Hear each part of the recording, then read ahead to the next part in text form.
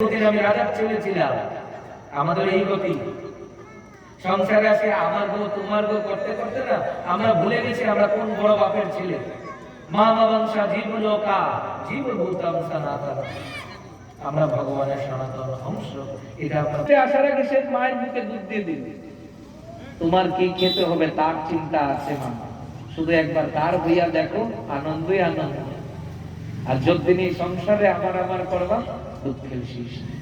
তো ভগবান সত্য স্বরূপ, আর বিনা রাধারানীর নামে কৃষ্ণ লাভ হয় না।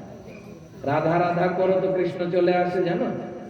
গিন্নিরে যদি নিমন্ত্রণ করে না, বাবা দেখবা লোকে আই। আমি আগে গিন্নিরে টেলিফোন করে নিমন্ত্রণ করছি, আইতে হইল।